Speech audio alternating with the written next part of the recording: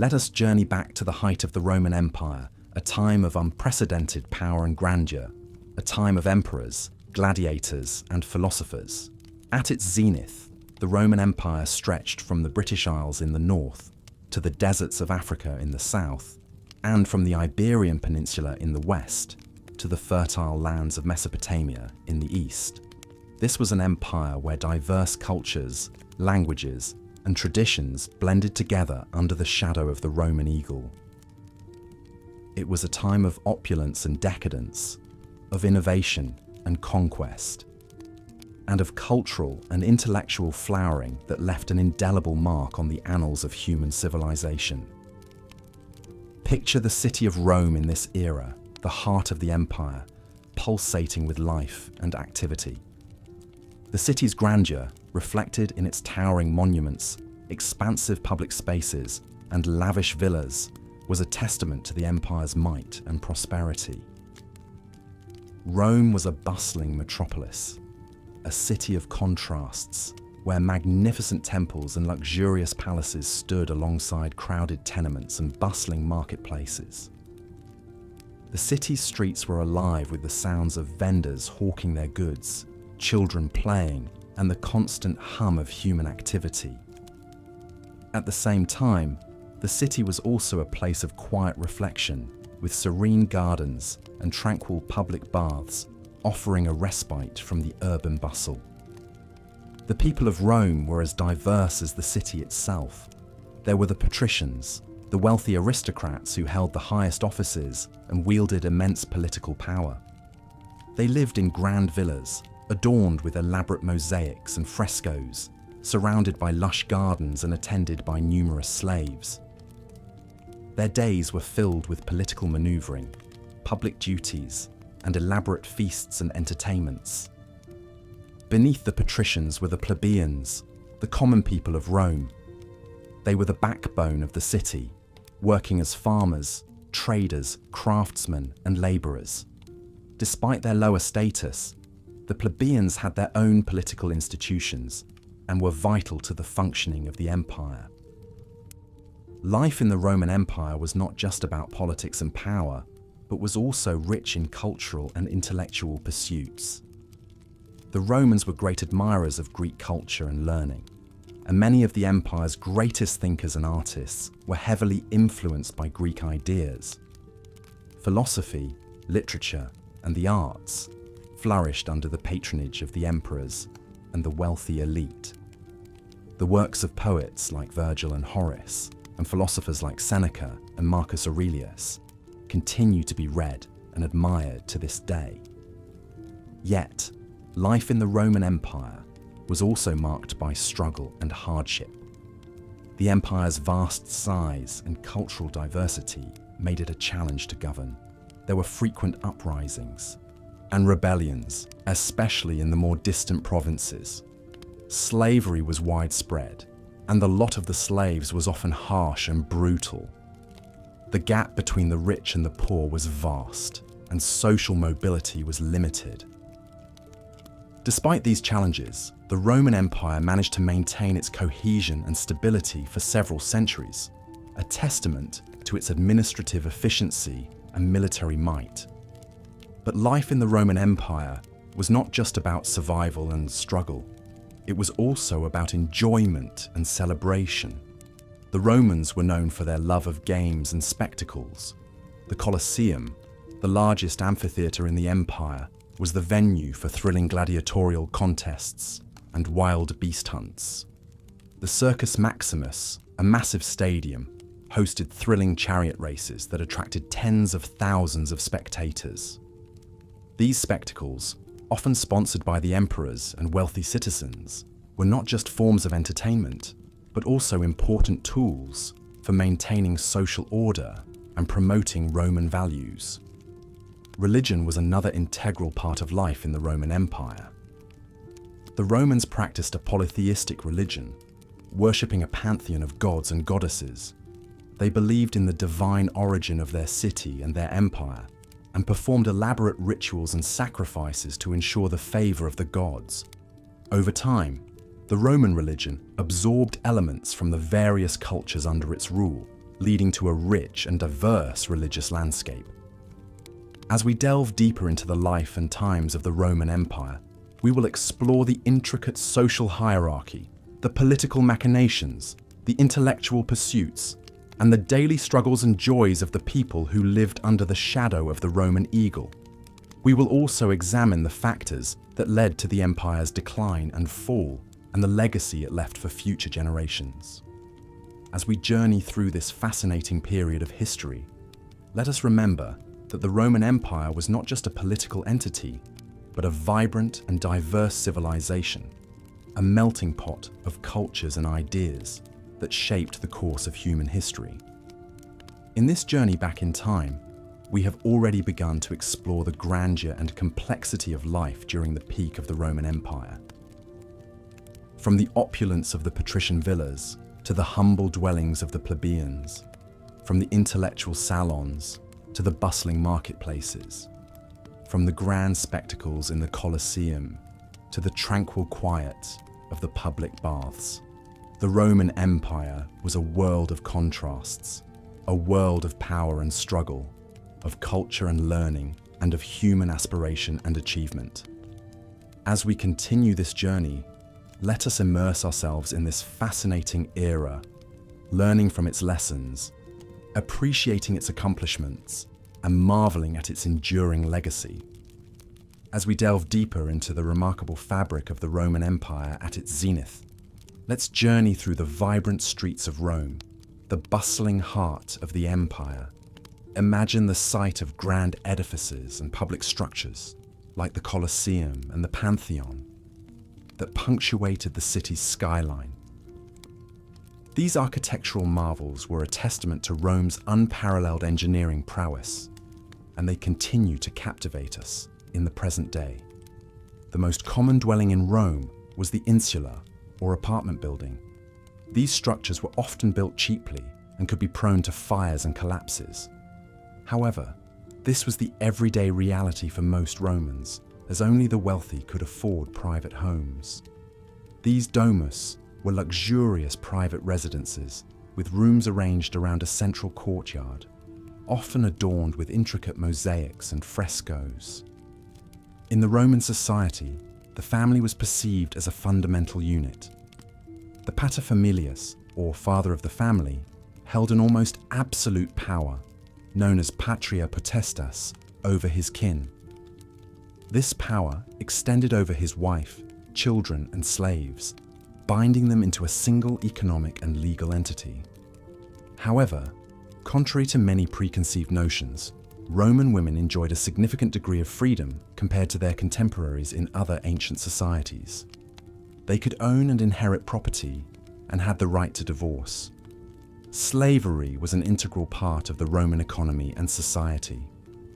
Slaves performed an array of tasks, from domestic chores and tutoring to manual labor in the fields and mines. However, the life of a slave was far from simple. Their treatment largely depended on their masters. Some slaves were treated relatively well, while others were subjected to severe hardships. The Romans were renowned for their advancements in engineering and public health. They built an intricate network of roads and bridges to expedite trade and military movement. Their aqueducts ingeniously transported fresh water from distant sources into cities and towns, facilitating public baths and latrines, and upholding a high standard of sanitation. The Roman diet was simple, but nourishing, with wheat and barley serving as staples. They enjoyed a variety of fruits, vegetables, and legumes, and the wealthier Romans could afford meat, fish, and exotic spices. The Romans were also known for their love of wine, which was consumed at all meals and social occasions. Education was highly valued in Roman society. Wealthy Romans often hired private tutors for their children, while the less affluent sent their children to public schools. The curriculum was rigorous, focusing on reading, writing, arithmetic, and moral conduct. Religion permeated every aspect of Roman life.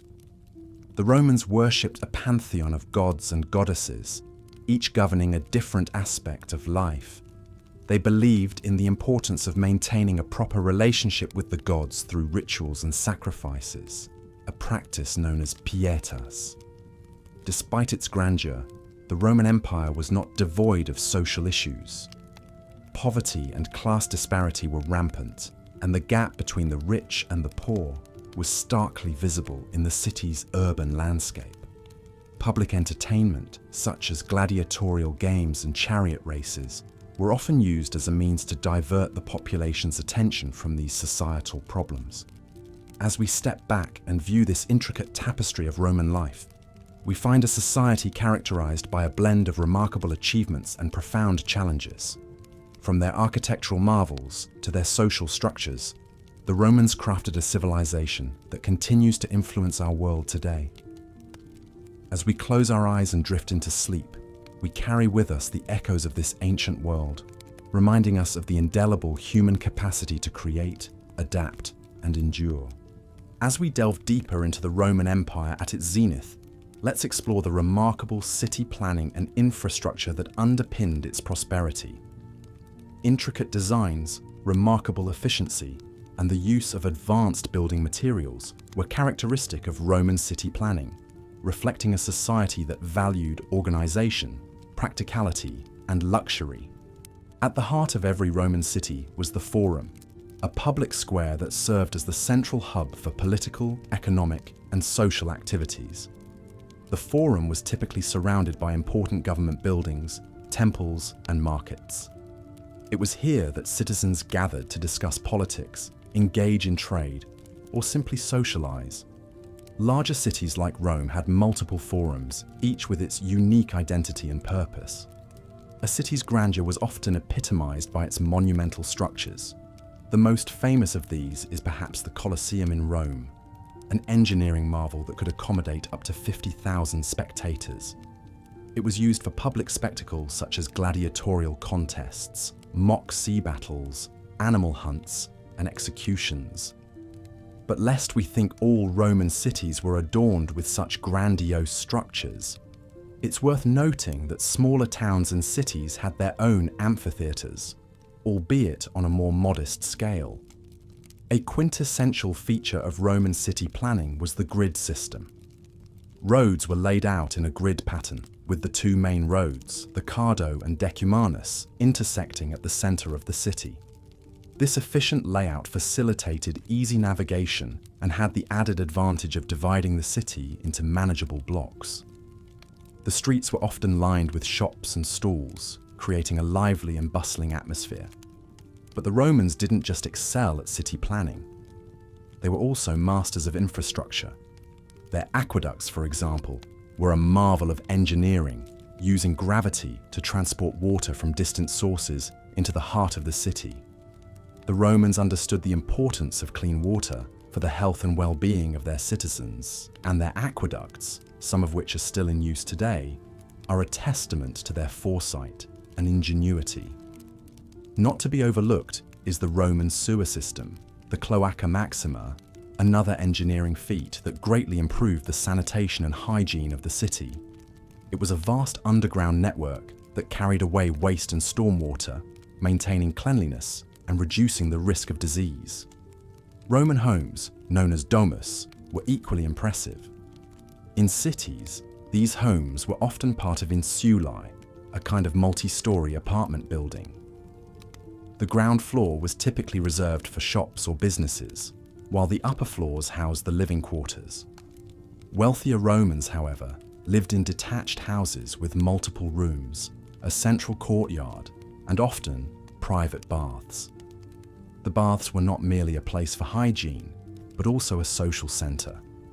The grand bathhouses, like the baths of Caracalla in Rome, boasted an array of facilities, including hot and cold baths, saunas, gymnasiums, and even libraries. Patrons could enjoy a leisurely soak, exercise, or engage in intellectual discourse, all under one roof.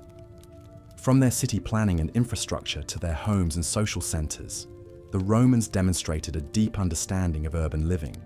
They recognized the need for organization, cleanliness, leisure, and community, and implemented these principles in their designs. This attention to detail, coupled with their technological prowess, contributed to the high standard of living during the peak of the Roman Empire.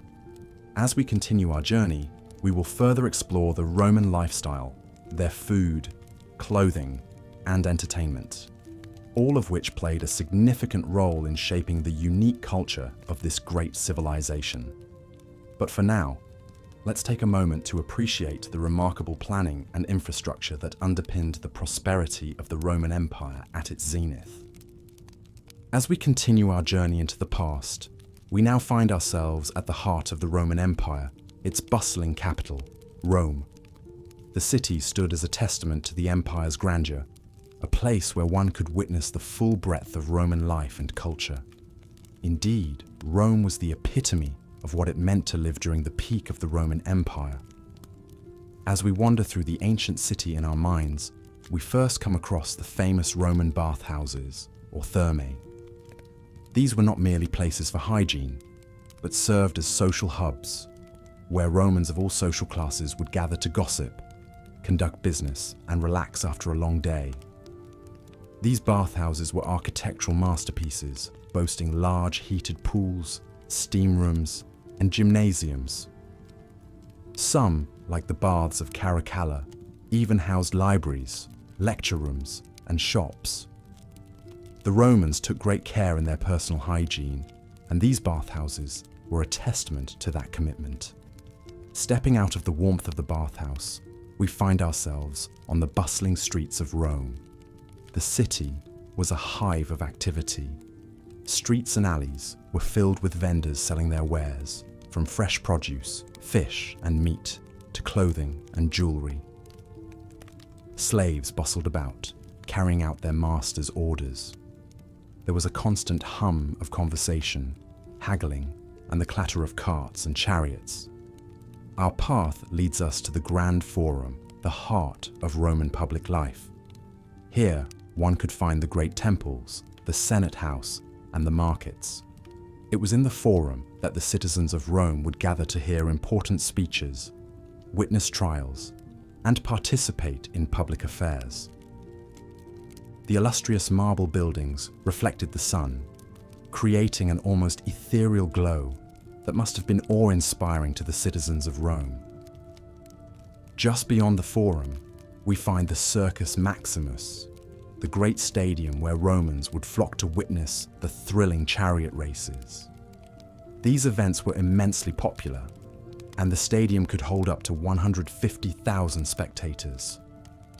The air would be filled with the roar of the crowd as they cheered for their favorite charioteers, adding to the exhilarating atmosphere. Venturing further, we come across the Colosseum, the grand amphitheatre that was the venue for gladiatorial contests, mock sea battles, and other public spectacles. Here, Romans would gather to watch these violent yet captivating performances. The Colosseum could hold upwards of 50,000 spectators, and the elaborate shows were often sponsored by emperors as a means to gain popularity with the public. As the day winds down, we find ourselves in the residential districts of Rome. The wealthy lived in grand villas adorned with beautiful mosaics and frescoes, while the less fortunate resided in insular or apartment blocks. These were often cramped and lacked basic amenities, reflecting the stark divide between the rich and the poor in Roman society. As the sun sets, the city is illuminated by oil lamps, casting a warm glow on the stone buildings. The streets are quieter now, but the city is far from sleeping. In taverns and inns, Romans gather to eat, drink, and revel in each other's company. Music and laughter fill the air, adding to the lively atmosphere. As we conclude our journey through the day in Rome, it becomes evident that life during the peak of the Roman Empire was defined by a vibrant social scene, an appreciation for the arts, and a strong sense of community. It was a period of unrivaled prosperity and cultural advancement, the impact of which can still be felt today. In our next section, we will delve deeper into the daily lives of the Roman citizens, exploring their routines, their beliefs, and their personal lives. We will discover how they lived, loved, and thrived in this grand empire. So, for now, close your eyes and imagine the glow of the Roman lamps, the hum of the city as it goes about its nightly routines, and the distant laughter from a nearby tavern. Let the sounds and sights of ancient Rome lull you into a peaceful sleep as we prepare for our next journey into the past. As we continue on our journey through the Roman Empire at its peak, we find ourselves landing in the bustling heart of the empire, Rome herself. It is important to remember that Rome was not just the capital, but a symbol of the empire's might, wealth, and grandeur.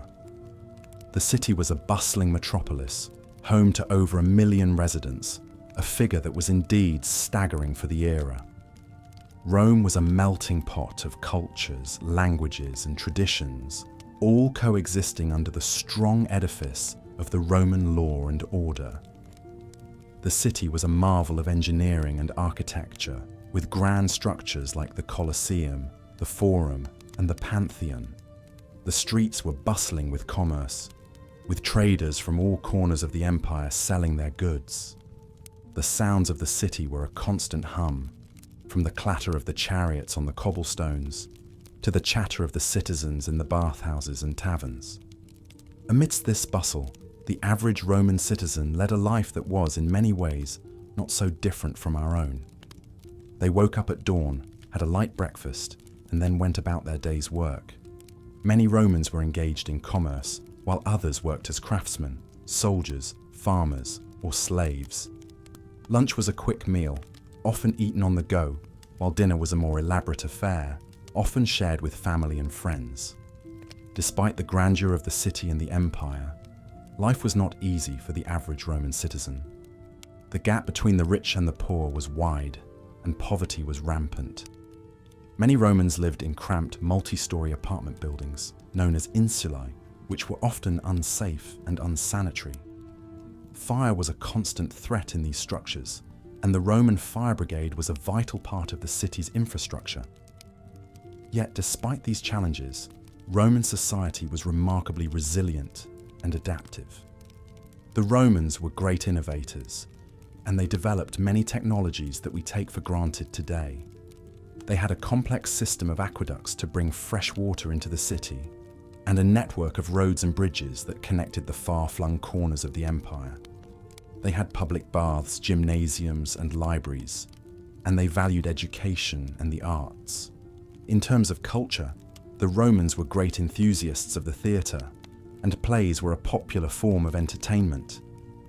Epic poetry, philosophy, and history were also highly valued, and the works of great Roman writers like Virgil, Horace, and Livy have survived to this day. The Romans also loved their sports and games. Chariot races were a popular pastime, and the Circus Maximus, the largest stadium in Rome, could hold up to 250,000 spectators. Gladiatorial games were also a major attraction. Although they were a brutal and bloody spectacle, religion played a central role in Roman life. The Romans were polytheistic, worshipping a pantheon of gods and goddesses. Temples dedicated to these deities dotted the city, and religious festivals and ceremonies were a regular part of Roman life. The emperor himself was considered a divine figure, and his cult was an important part of the state religion. As we wrap up this section of our journey through the Roman Empire, it's important to remember that Rome was not just a city, but a symbol. It was the heart of an empire that spanned 3 continents, a testament to the ingenuity, ambition, and resilience of the Roman people. Life in Rome was a microcosm of life in the empire at large, filled with all the complexities, contradictions, and challenges that come with being a part of one of history's greatest civilizations. As we move forward, we will delve deeper into the intricacies of Roman society, exploring the lives of its people, its institutions, and its culture in greater detail. As the sun sets on another day during the peak of the Roman Empire, we find ourselves exploring the cultural and social aspects of life during this period. The Romans, much like us, sought entertainment and leisure activities to fill their free time. Many of these pursuits are still familiar to us today, with theatres, bathhouses and stadiums playing a significant role in Roman society. An integral part of Roman culture was the theatre, a forum for both entertainment and social interaction. Performances were diverse, ranging from tragedies and comedies to pantomimes and mimes. Roman theatres were grand constructions, with seating for thousands of spectators. They were often located in the heart of the city, adding a vibrant pulse to the urban landscape. These performances served not just as a means of amusement, but also as a platform for social commentary, often reflecting the political and social issues of the time. Alongside the theatre, the Romans also found amusement in the gladiatorial games. These were brutal affairs, with gladiators often fighting to the death. Despite their violent nature, the games were extremely popular, drawing crowds of spectators from all social classes. The spectacle was a powerful demonstration of Roman power and the might of the Roman military. The games were also a way for the emperors to gain favour with the masses, often sponsoring lavish spectacles at their own expense. However, it wasn't all violence and drama. The Romans also appreciated the finer things in life. Bathhouses, known as thermae, were a common sight in Roman cities and towns. These were not just places for bathing, but also for socializing, conducting business, and even exercising. The larger bathhouses were architectural marvels, boasting heated floors, steam rooms, and ornate mosaics. It was a daily ritual for many Romans to visit the bathhouse, a testament to the importance of cleanliness and hygiene in Roman society. Roman cuisine, another fascinating aspect of their culture, was diverse and sophisticated. The diet of a Roman citizen would vary greatly depending on their social status. The wealthy Romans indulged in extravagant feasts, with dishes made from a variety of exotic ingredients. These banquets were often elaborate affairs, lasting several hours and accompanied by entertainment. On the other hand, the diet of the common Roman citizen was more modest, typically consisting of grains, fruits, vegetables, and occasionally meat. The social structure of the Roman Empire was rigid, with a clear distinction between the aristocratic elite and the common citizens. At the top were the emperors and the senatorial class, followed by the equestrians, and then the plebeians. Slaves, who were considered property rather than citizens, were at the bottom of this hierarchy. Despite these social divisions, there was a degree of social mobility within Roman society. Through military service, financial success, or political ambition, it was possible for individuals to rise through the ranks. This relative social mobility, along with the promise of Roman citizenship, made the empire an attractive prospect for many outside its borders. Education was highly valued in Roman society. Children from wealthy families were often tutored at home, learning a curriculum that included literature, history, and philosophy. The less privileged, however, often received a more basic education, if any at all. Regardless of social class, education was seen as essential for preparing young Romans for their roles as citizens and leaders. Religion played a crucial role in Roman society, with an extensive pantheon of gods and goddesses worshipped by the populace. Temples dedicated to these deities dotted the landscape of the empire, acting as centers for religious ceremonies and festivals. The Roman calendar was filled with religious observances, demonstrating the importance of religion in daily life. As we delve deeper into the life of the Romans, we begin to see a society that is both familiar and alien to us. Their customs, traditions, and daily routines offer a fascinating glimpse into a civilization that, despite its eventual decline, has left an enduring legacy on the world. As the night draws in, let's take a moment to appreciate the complexity and richness of Roman life during the peak of the empire. Tomorrow, we will continue our journey, exploring the political and military aspects of Rome at its zenith. For now, however, let's close our eyes and dream of the grandeur that was Rome. As we delve deeper into our exploration of life during the peak of the Roman Empire, or Pax Romana, we move our focus from the bustling streets and the grandeur of the public spaces to the intimate settings of Roman homes. The home, or domus, was a critical part of Roman society, and it offers us a fascinating glimpse into the daily life of the period. Roman homes varied greatly depending on the wealth and status of their owners. The rich lived in spacious, opulent houses decorated with intricate mosaics and frescoes, while the poor resided in cramped, multi-story apartment buildings known as insulae. The domus, the traditional home of the wealthy Roman, was a marvel of architectural design. The typical domus consisted of several rooms, including a dining room, triclinium, bedrooms, cubicula, a kitchen, and a study or office, tablinum. At the heart of the domus was the atrium, a large, open central space with an opening in the roof that allowed rainwater to collect in a shallow pool below, called the impluvium. This ingenious design provided natural light and ventilation, while also serving a practical function. The walls of these homes were often adorned with intricate frescoes, depicting scenes from mythology, landscapes, or daily life. Floors were often covered in mosaics, painstakingly crafted from tiny coloured tiles. The themes of these mosaics range from simple geometric patterns to complex scenes from mythology, history, or the natural world. These decorative elements were more than just aesthetic. They were a way for the homeowner to display their wealth, taste, and education. The Roman domus was also a place of work. Many wealthy Romans had shops or offices attached to their homes where they conducted their business affairs. Slaves performed much of the actual labour, whether it be managing a shop, cooking meals, or cleaning the home. The treatment of slaves varied greatly, but in many cases, they were considered part of the family and were treated with respect.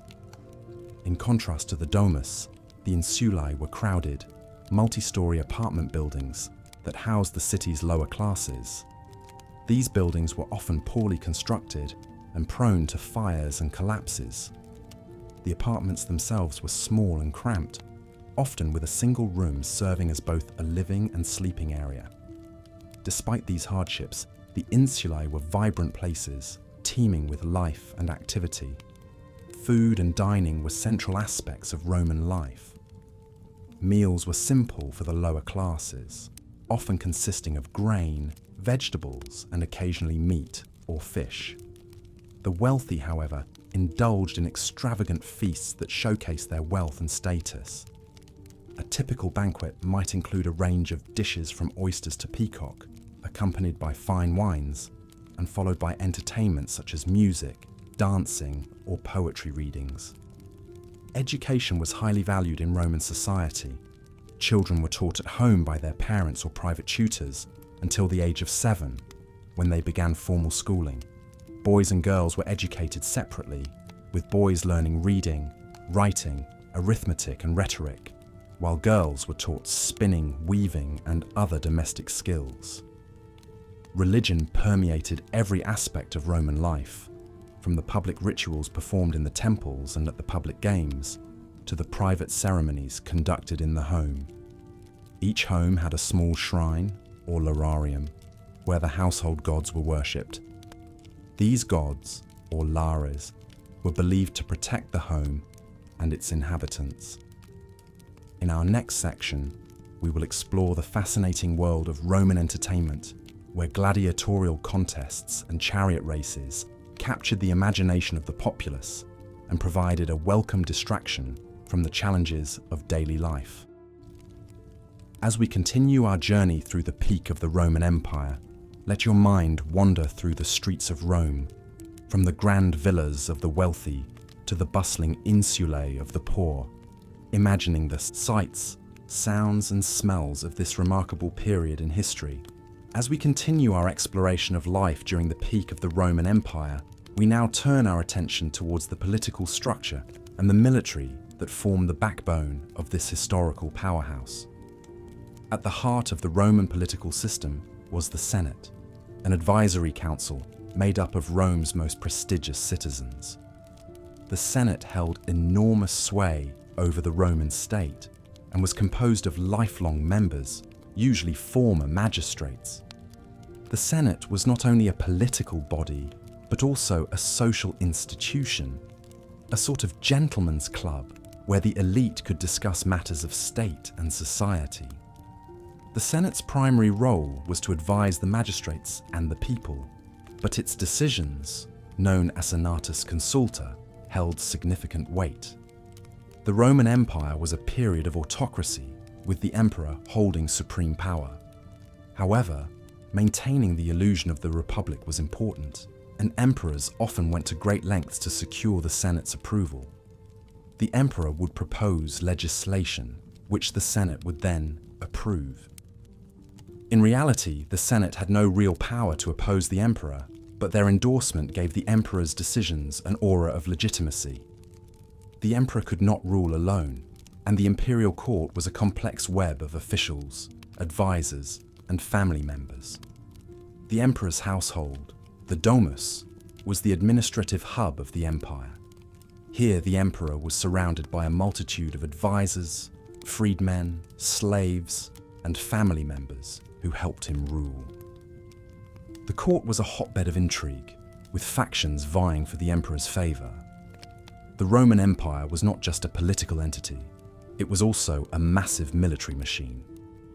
The Romans had a professional standing army, the first of its kind in history. The backbone of this army was the legions, units of about 5,000 men each, which were further divided into centuries of around 80 men. The legions were not just fighting forces, they were also engineering corps, building roads, bridges, and fortifications across the empire. Each legion was a self-contained unit with its own command structure, medical staff, engineers, and even a small navy. The soldiers were well trained and disciplined, with a strict hierarchy and a code of conduct. The legions were not just for war, they also served as a police force, maintaining law and order in the provinces. The key to the success of the Roman military was its adaptability. The Romans would often adopt the tactics and weapons of the enemies they defeated, integrating them into their own military doctrine. This adaptability, combined with the discipline and organization of the legions, made the Roman army a formidable force. The Roman navy also played a crucial role in the empire's expansion. It was responsible for protecting the sea routes that were vital for trade and communication. The navy was not as prestigious as the legions, but it was essential for maintaining the empire's security and prosperity. Life in the Roman military was hard, but it offered opportunities for social advancement. A career in the army or the navy was a path to citizenship for many provincials.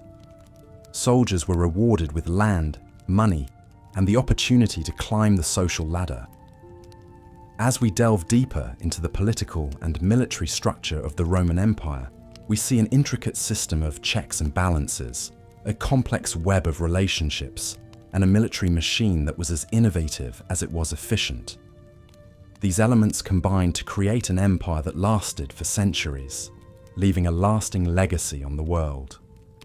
As we transition from the political and military aspects of Roman life, our next section will focus on the cultural and social facets of the Roman Empire, examining the daily lives of its citizens from diverse socio-economic backgrounds. Rest assured, there is still much to discover about this remarkable period in human history. As we delve deeper into the heart of the Roman Empire at its peak, it becomes increasingly clear that the Romans lived in a world that was both similar and alien to our own. Let's take a closer look at the day-to-day life of an average Roman citizen living during the height of the empire, around the 2nd century AD. Romans awoke with the sunrise, often to the sounds of the bustling city streets. As the sun's first rays began to peek over the horizon, Rome would already be coming alive with the noises of vendors setting up their stalls, the clatter of horses and carts on the cobblestone streets, and the distant ringing of blacksmiths' hammers. Most Romans lived in small apartments or houses, often sharing their space with extended family or lodgers. These dwellings were typically made of brick and concrete, with a flat roof that could be used for additional living space, or even a small garden. Breakfast in Rome was a simple affair. Most Romans would begin their day with a meal of bread, cheese, and perhaps some olives or dried fruit. This would be washed down with a cup of posca, a sour wine diluted with water, which was a common drink throughout the empire. After breakfast, the men of the house would usually head off to work or to the forum, while the women would remain at home to oversee the household chores. The Roman workday was fairly short by modern standards, often ending in the early afternoon. This was partly due to the hot Mediterranean climate, which made it impractical to work during the hottest part of the day. After work, many Romans would head to the baths, a key part of Roman social life. These weren't just places to get clean, but were also spaces for socializing, exercising, and even conducting business. Roman baths were grand, elaborate buildings, often featuring a series of heated rooms and pools. Visitors would typically start in the tepidarium, a warm room that helped to open the pores, before moving to the hotter coldarium. After sweating in the heat, they would plunge into the cold waters of the frigidarium. Many baths also had gymnasiums, libraries, and even barbershops.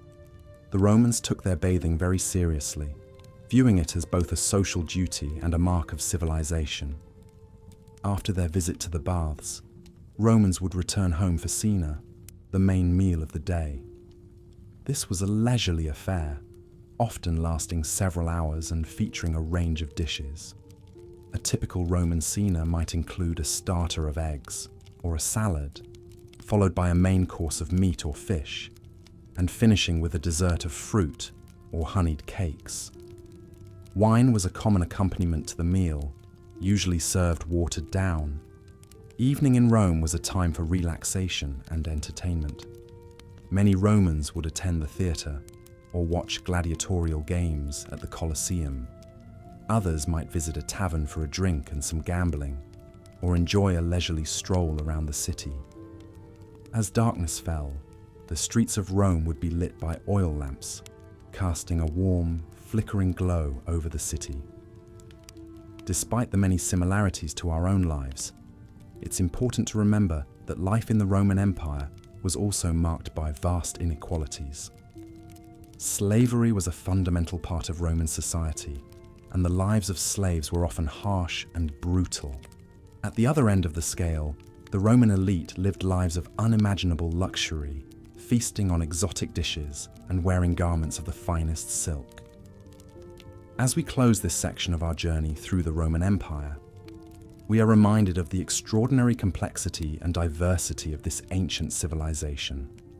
Rome was a city of contrasts, where grandeur and squalor existed side by side. It was a place where the mundane and the extraordinary were intertwined, creating a society that continues to fascinate us over 2,000 years later. As we continue our exploration in the sections to come, we will delve further into the intricacies of Roman society, shedding more light on this remarkable period in history. As we continue our journey through the historical era of the Roman Empire, let's delve into the daily life and customs during the Pax Romana, or Roman peace, a period of stability and relative peace that lasted from 27 BC to 180 AD. This era was marked by significant growth and prosperity, with the empire's boundaries extending from Britain in the north to Egypt in the south, Spain in the west, and Mesopotamia in the east. At the heart of the empire was the city of Rome itself, a bustling metropolis of over 1 million people. Its citizens were a diverse mix of not just Romans, but also Greeks, Jews, Gauls, Germans, Britons, Thracians, Egyptians, and many others from the far corners of the empire. Rome was the hub of trade, politics, and culture, with magnificent public buildings and luxurious private homes showcasing the wealth and power of the empire. Roman society was strictly hierarchical.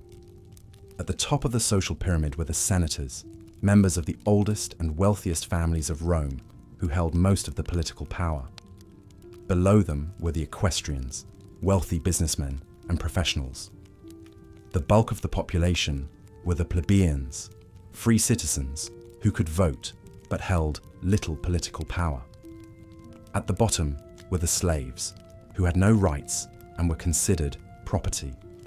Life in Rome was a blend of work, leisure, and public participation. Most Romans worked 6 days a week, with businesses and shops opening early in the morning and closing in the afternoon.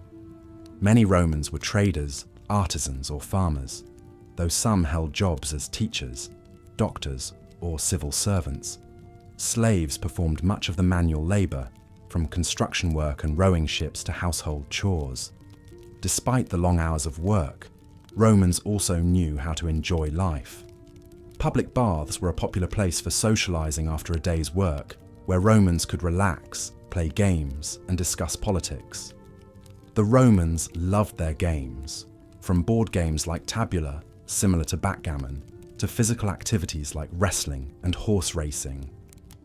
The most popular spectator sport was the gladiatorial games, where trained fighters battled each other, or wild animals, in front of large, cheering crowds. Food was another important aspect of Roman life. Most Romans ate 3 meals a day: a light breakfast, a main meal at midday, and a light dinner in the evening. The diet of the common Roman consisted mostly of cereals, bread, cheese, fruits, vegetables, and occasionally meat. The wealthy, on the other hand, indulged in extravagant feasts with exotic dishes, fine wines, and elaborate desserts. Education was highly valued in Roman society. Wealthy families often employed tutors to educate their children at home, while poorer families sent their children to school. Boys and girls both received basic education, but higher education was reserved mostly for boys. Subjects taught included reading, writing, arithmetic, music, and rhetoric, with the latter being particularly important for those aspiring to a political career. Religion was a central aspect of Roman life, with every home having a small shrine to the household gods. The Romans honored a wide pantheon of gods and goddesses, each presiding over different aspects of life. Temples were common sights in Rome, and religious festivals, sacrifices, and processions were frequent occurrences. The Romans also believed in divination and consulted soothsayers for guidance on important decisions.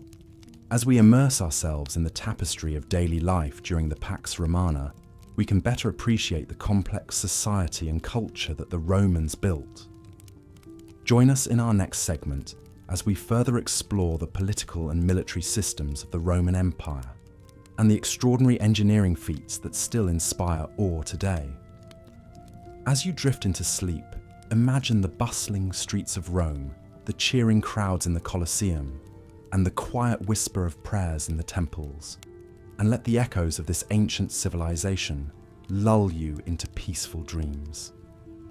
As we delve deeper into the grandeur of the Roman Empire, we now shift our gaze towards the societal structure that formed the backbone of this great civilization.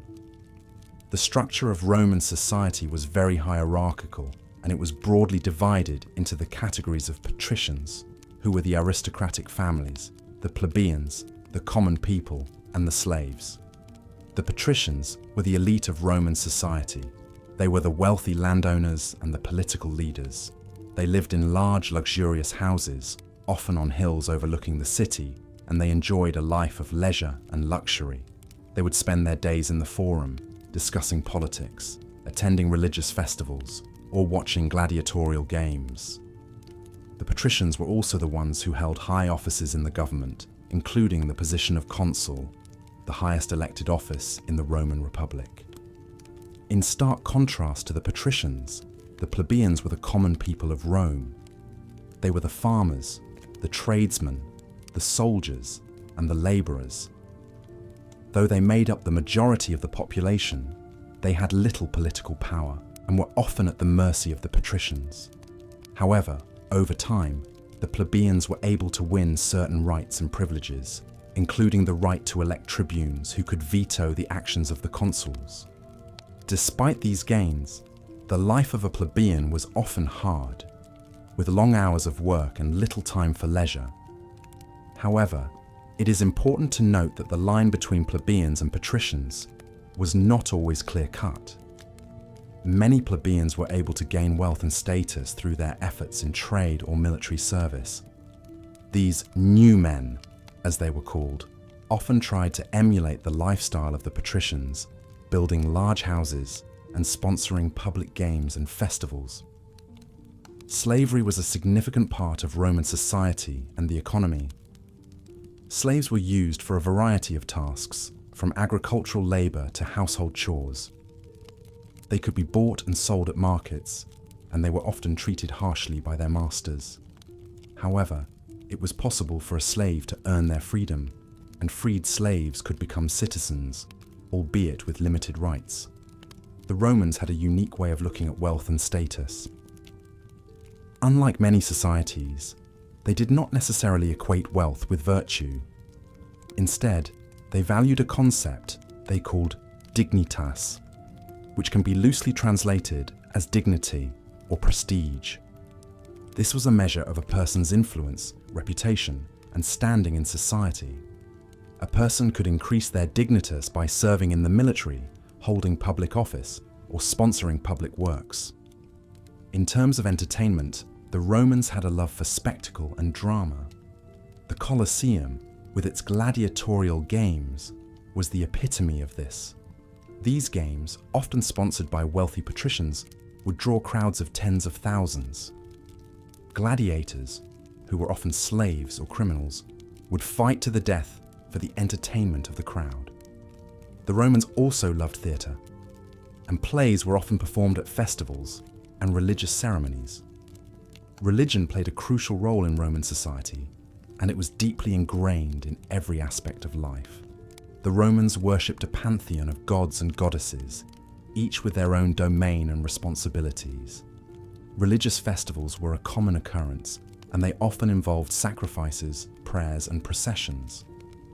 The Romans believed that by honoring the gods in these ways, they could ensure their favor and protection.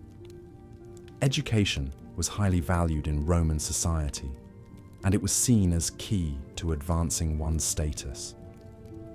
Wealthy Romans would hire tutors for their children, who would teach them reading, writing, arithmetic, and the classics.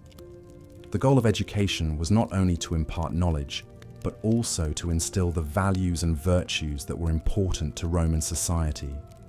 In conclusion, life during the peak of the Roman Empire was characterized by a sharp division between the classes, a love for spectacle and drama, a deep respect for the gods, and a strong emphasis on education.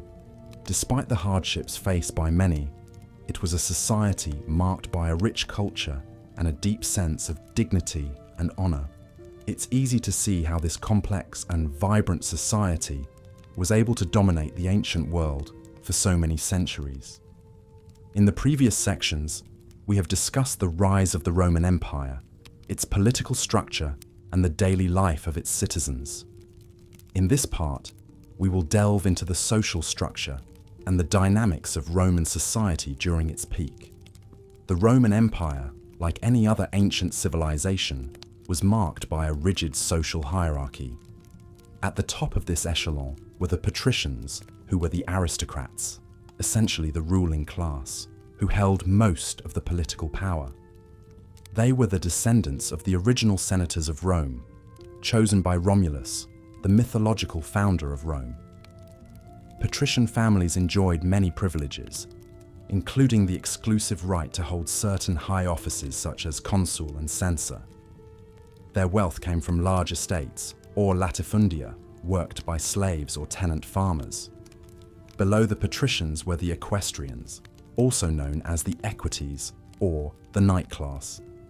Initially, this class was defined by their ability to afford a horse for military service, but over time, it evolved into a wealthy business class. They were involved in various commercial activities, including tax collection, and often served as public contractors. Their economic power eventually allowed them to wield substantial political influence, despite not having the same formal political rights as the patricians. The largest class by far was the plebeians, who were free Roman citizens, not part of the patrician or equestrian classes. They were the artisans, merchants, farmers, and labourers who formed the backbone of the Roman economy. While they had the right to vote, they were initially barred from holding higher political offices. However, through collective action and protest, known as the conflict of the orders, the plebeians gradually won political concessions, including the right to hold the consulship and the establishment of tribunes, who were officials elected to protect their interests. At the very bottom of the social pyramid were the slaves and freedmen. Slavery was an integral part of Roman society, with slaves being used for various tasks, from household chores to gladiatorial combat.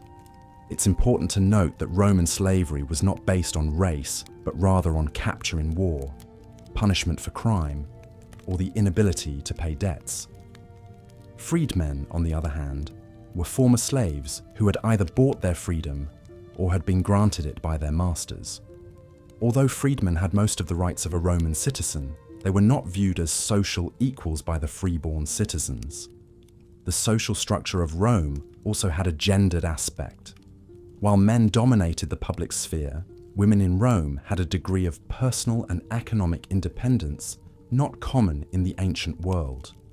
They could own property, engage in business, and initiate divorce. However, they could not vote or hold public office. The Roman Empire was also renowned for its multiculturalism. With the expansion of the empire, a multitude of cultures, languages, and religions were absorbed into Roman society. This cultural diversity was evident in all aspects of Roman life, from its cuisine and fashion to its religious practices and artistic expressions. During the peak of the Roman Empire, social mobility was possible to an extent. A plebeian could amass wealth and join the equestrian class. A slave could be freed and become a wealthy businessman, and an equestrian could enter the Senate if he met the property qualification. However, these instances were exceptions rather than the norm, with the vast majority of individuals remaining in the social class they were born into.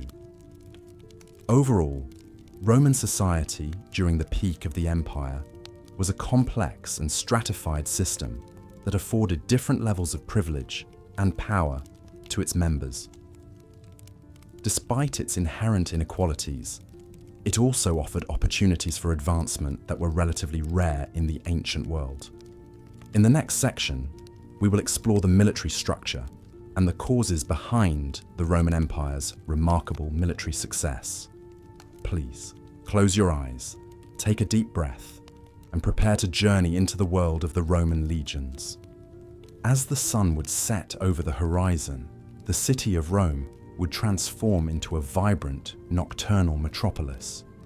Street vendors would close their stalls, labourers would return from the fields, and the city's many taverns and bathhouses would begin to light up, their warm glow casting shadows on the cobbled streets.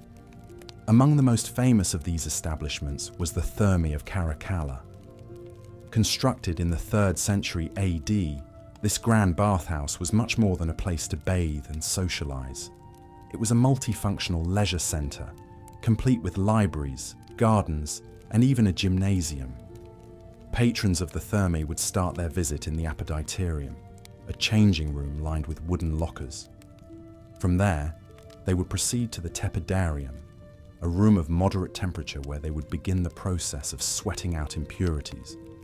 Then, they would move on to the Caldarium, a hot bath, and finally the Frigidarium, a cold pool designed to close the pores and invigorate the body.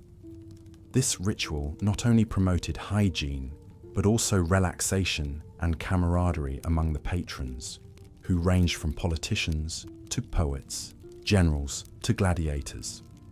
After a visit to the bathhouse, Romans might attend a banquet, another cornerstone of social life in the empire.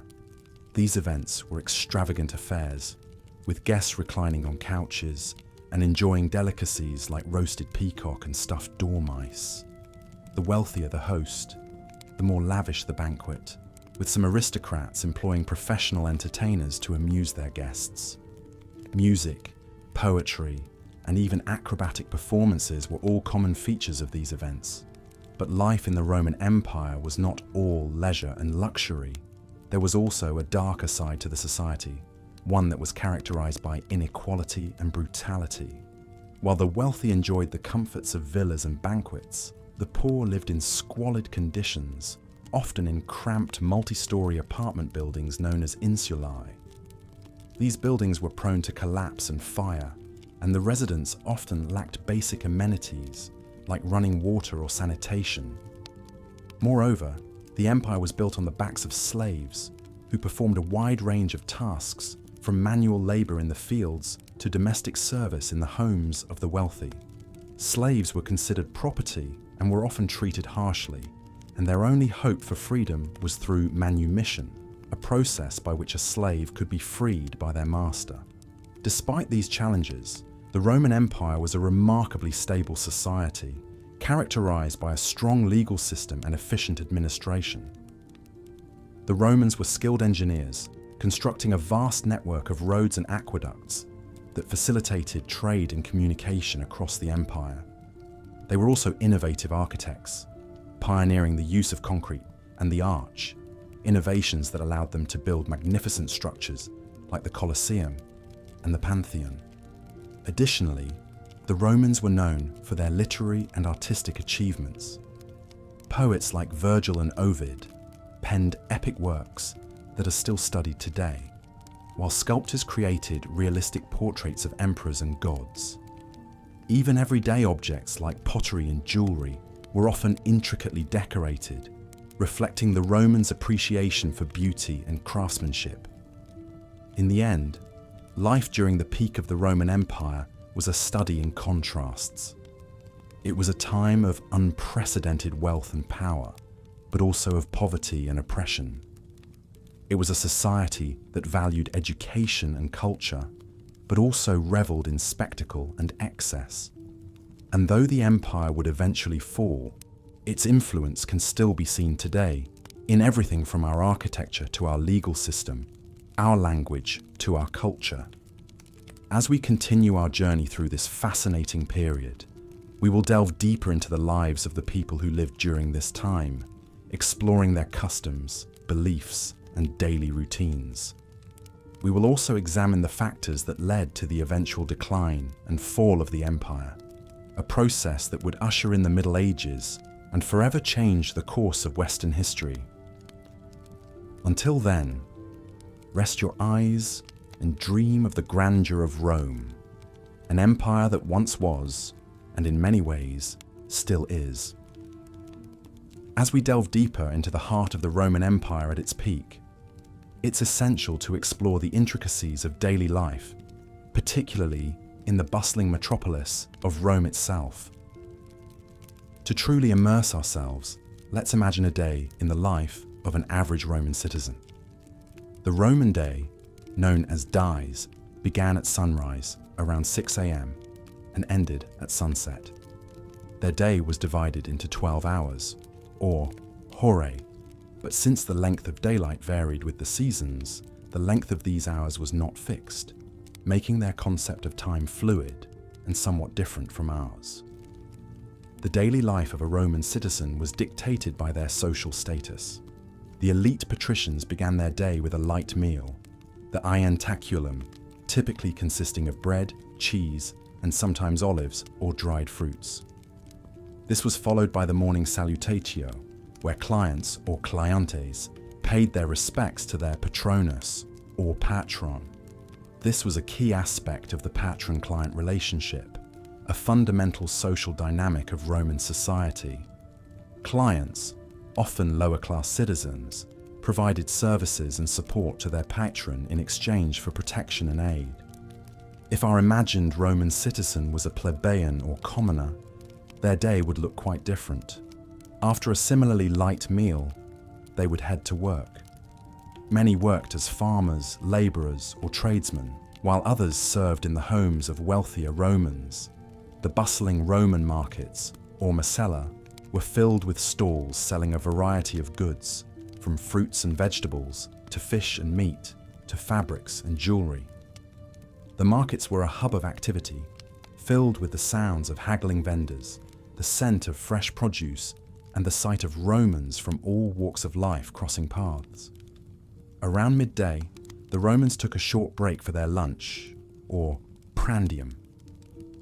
This was a quick, often cold meal, as the Mediterranean climate could be quite hot during the day. After prandium, work resumed until late afternoon.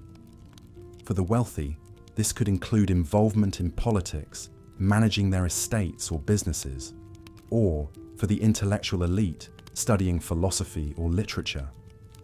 The less privileged continued their labour, whether it was tilling the fields, crafting goods, or serving in a patrician household.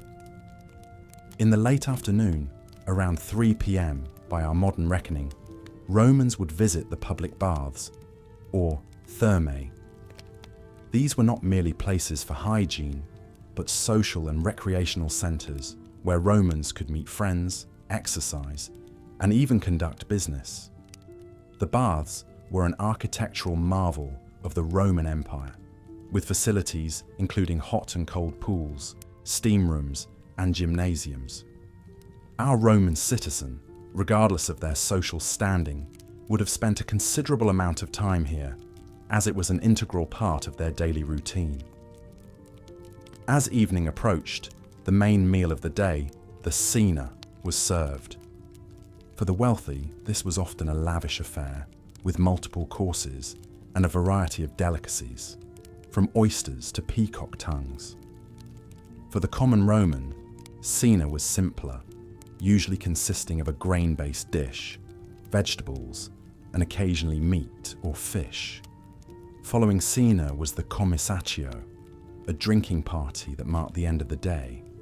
The wealthy often hosted these parties in their luxurious homes, while the less affluent might gather at a local tavern or popina.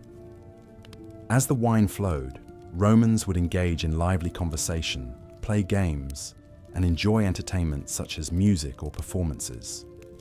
As we imagine the life and routine of our Roman citizen, it's important to remember that while the Roman Empire was a society of great wealth and advancement, it was also a society of stark contrasts. The extravagance of the wealthy was balanced by the hardship of the poor. The grandeur of the public buildings contrasted with the simplicity of the common homes. Yet regardless of status, all Romans shared in the rhythm of the dies, the vibrant culture, and the collective identity of being part of one of the most influential civilizations in history. This exploration of a day in the life of a Roman citizen offers us a glimpse into the complexities and nuances of daily life during the peak of the Roman Empire. As we continue our journey, we'll delve deeper into the societal structures, cultural practices, and historical events that shaped this remarkable civilization. As we delve deeper into the rich tapestry of the Roman Empire at its peak, we find ourselves wandering through the bustling streets of Rome, a city thriving with unparalleled cultural and economic prosperity. Outsiders were drawn towards Rome's magnificence, its architectural grandeur, and the promise of a life full of opportunities and adventures.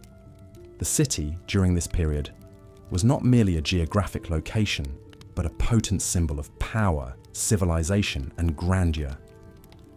Imagine being a Roman citizen in the first 2 centuries AD. As dawn breaks, you would be awakened by the distant hum of the city coming to life. The smell of fresh bread wafts from the bakeries.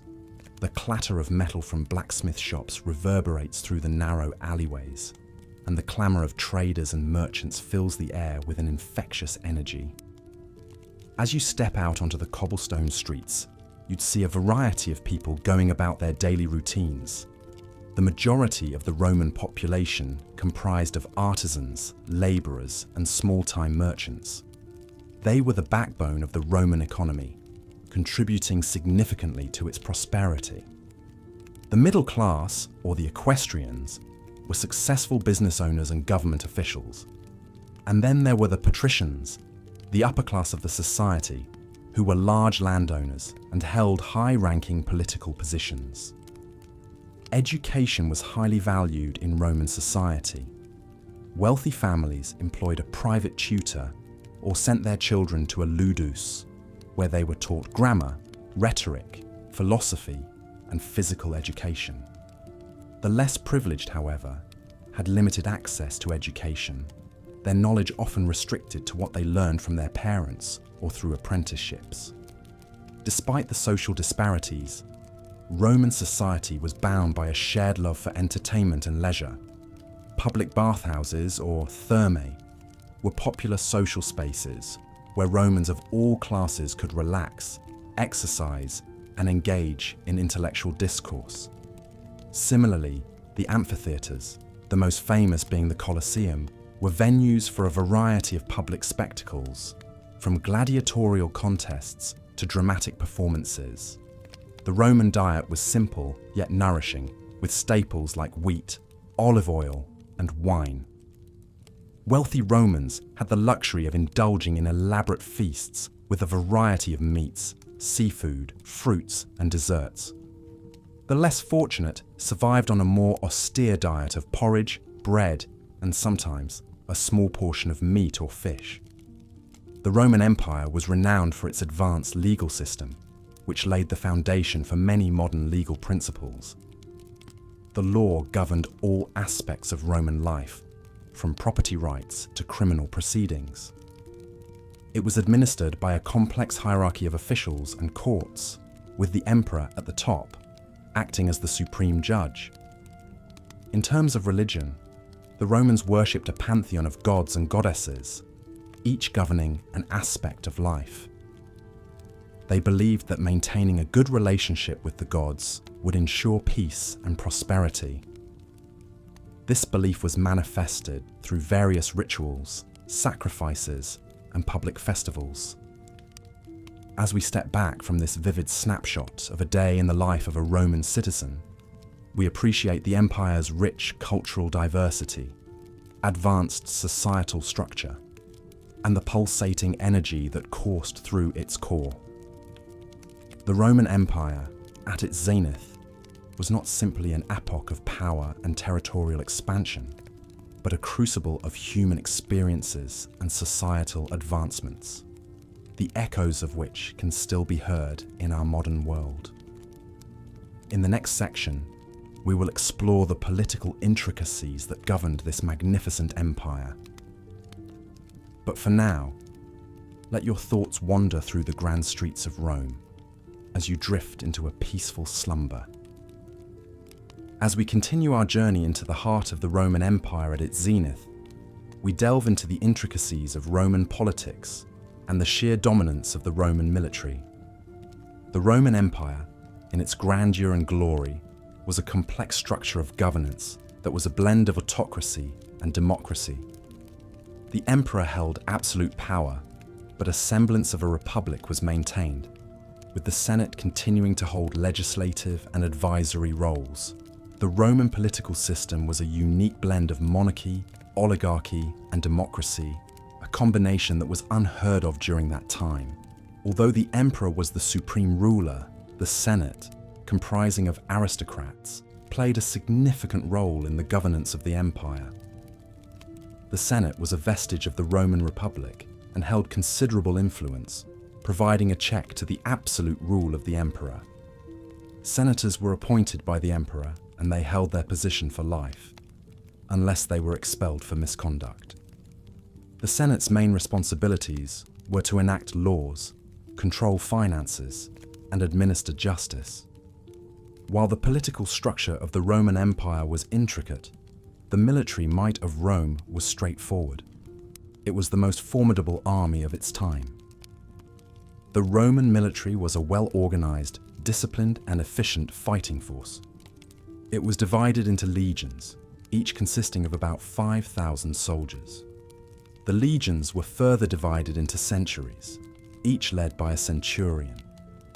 The Roman military was a meritocracy, with promotions based on courage and competence rather than social status. The military might of Rome was not solely due to the discipline and organization of its army. The Romans were also innovators in military technology. They developed the pilum, a type of spear that was designed to bend upon impact, making it impossible for the enemy to throw it back. The Romans also engineered roads and bridges, which facilitated the quick movement of their troops and supplies. The Roman Empire was not just a military and political powerhouse. It was also a hub of culture and learning. Roman literature, art, architecture, and philosophy still influence our world today. The Romans were great patrons of the arts. Emperors often commissioned grand architectural projects, such as the Colosseum, the Pantheon, and the Baths of Caracalla, to demonstrate their wealth and power. Roman literature was rich and varied, with works ranging from epic poems to philosophical treatises. The works of Virgil, Ovid, Horace, and Seneca are still studied and admired today. Roman philosophy, particularly Stoicism, had a significant influence on the empire. The Stoics believed in the importance of virtue and the pursuit of wisdom. They taught that one should strive to maintain tranquility and peace of mind, regardless of the external circumstances. The culmination of Roman culture, politics, and military might was evident in their legal system. Roman law was a sophisticated system of statutes, legal principles, and court decisions. It was based on the principle of justice and the rule of law. The Romans created a legal system that was designed to be fair and just, and it served as the foundation for many modern legal systems. As we reflect on the grandeur of the Roman Empire, we must also acknowledge its shortcomings. There was a significant gap between the rich and the poor, with a small elite enjoying immense wealth, while the majority of the population lived in poverty. Slavery was common, with slaves making up a significant portion of the population. Despite these flaws, the Roman Empire remains one of the most influential civilizations in human history. As you drift closer to sleep, imagine the bustling streets of Rome, with its grand architecture, busy markets, and lively forums. Imagine the senators debating in the Senate House, the soldiers training in the military camps, and the philosophers discussing the nature of life in the public squares. The Roman Empire, in all its complexity and grandeur, truly was a marvel of human civilization. As we continue our exploration, let the echoes of the past lull you into a peaceful slumber, dreaming of marble columns, murmuring fountains, and the eternal city at the heart of an empire. As we continue to explore the complexities of life during the peak of the Roman Empire, we now turn our focus towards its economy and trade.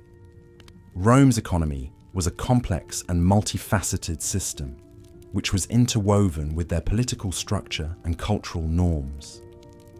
Its strength was based on agriculture, trade, and slave labor.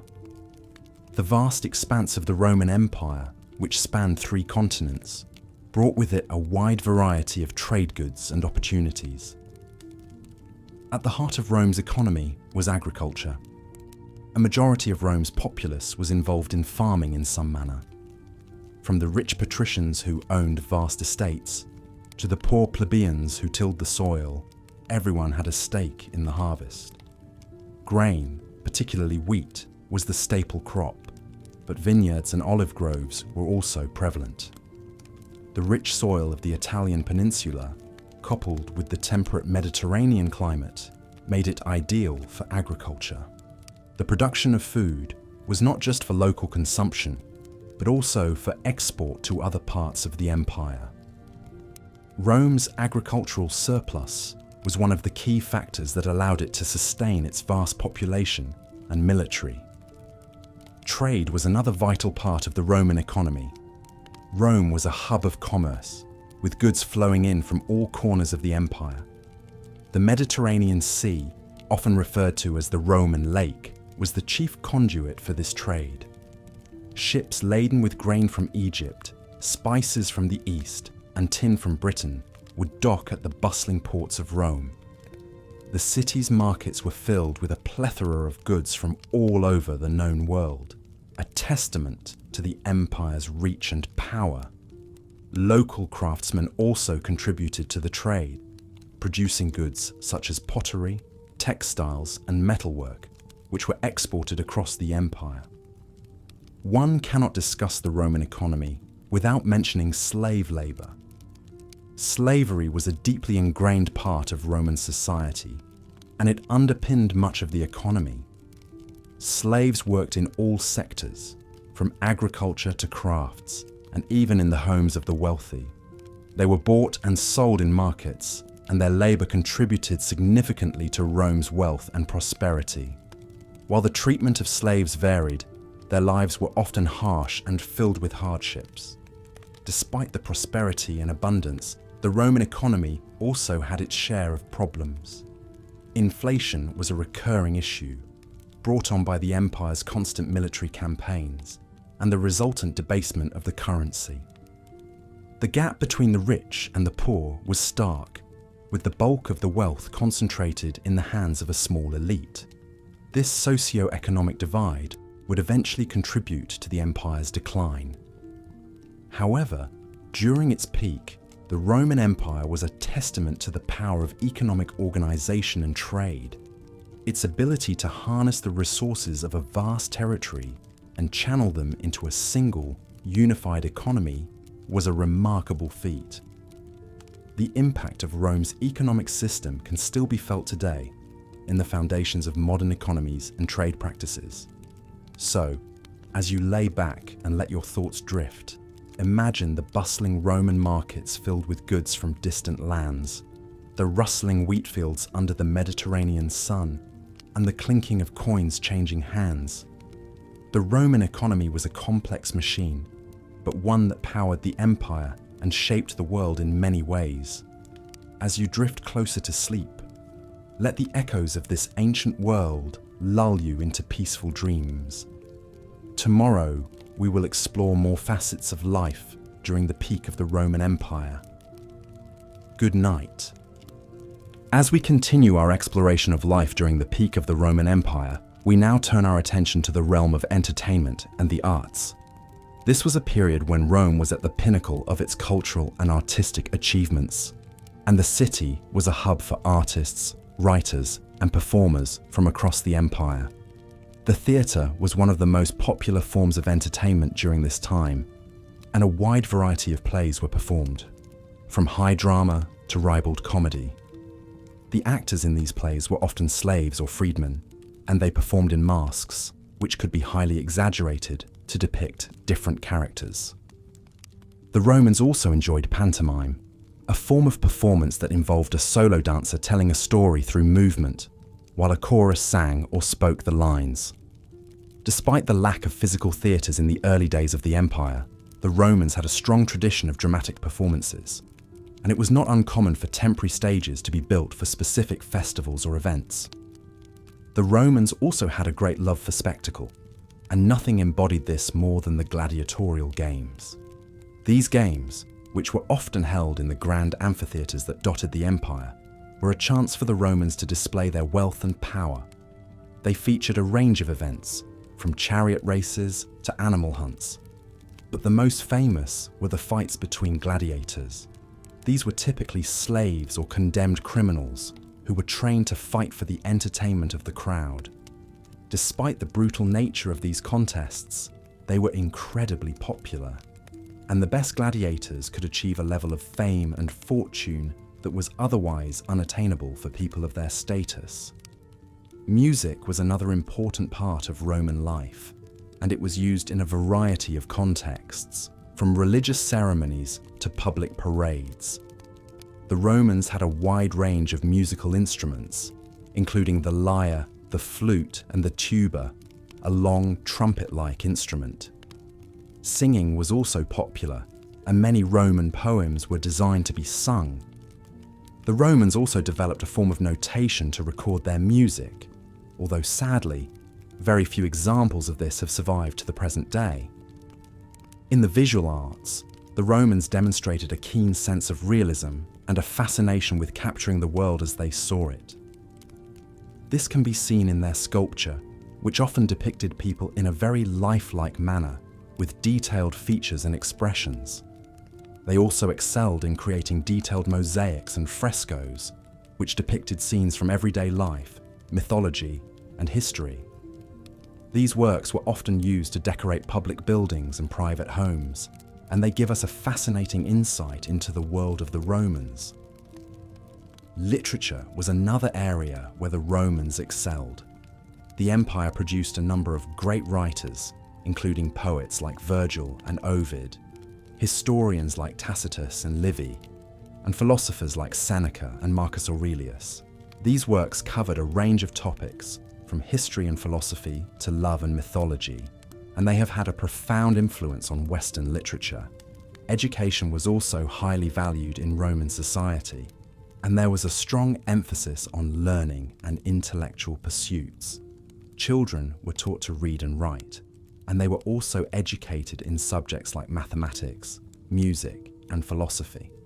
Education was seen as a way to prepare children for their adult roles in society, and it was also a means of instilling them with the values and ideals of the Roman Empire. Despite the many advancements and achievements of the Roman Empire, it's important to remember that life during this time was not without its challenges.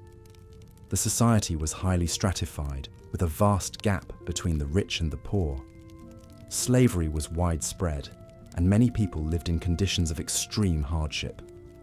However, for those who were able to navigate the complexities of Roman society, there were also opportunities for wealth, power, and cultural enrichment.